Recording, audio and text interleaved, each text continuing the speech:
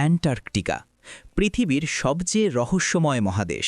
বরফে ঢাকা এই ভূমি শুধু ঠান্ডার জন্যই নয়, বরং এর ভেতরে লুকিয়ে আছে কিছু অদ্ভুত রহস্য। আজ আমরা জানব অ্যান্টার্কটিকায় পাওয়া সবচেয়ে চমকপ্রদ জিনিসগুলো সম্পর্কে। নম্বর ১, ডিম পাড়া বিড়ালের কঙ্কাল। 2009 সালে বিজ্ঞানীরা অ্যান্টার্কটিকায় একটি অদ্ভুত কঙ্কাল খুঁজে পান। প্রথমে মনে হয়েছিল এটি একটি সাধারণ বিড়াল, কিন্তু পরে জানা যায় এটি ছিল এক ডিম পাড়া বিড়াল, যা প্রায় 2.5 কোটি বছর আগে পৃথিবীতে বাস করত।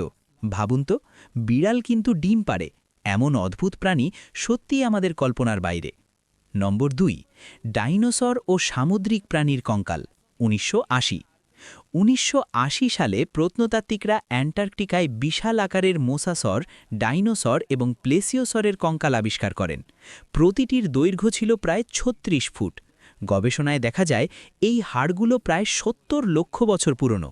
এর মানে হলো একসময় অ্যান্টার্কটিকা বরফে ঢাকা ছিল না, বরং ছিল ঘন বন এবং প্রাণ বৈচিত্র্যে ভরপুর ভূমি। নম্বর 3, রহস্যময় মানুষের খুলি।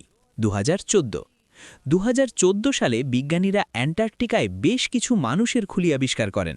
সবচেয়ে অদ্ভুত বিষয় হলো এই খুলিগুলো ছিল সাধারণ মানুষের খুলির চেয়ে অনেক বড়।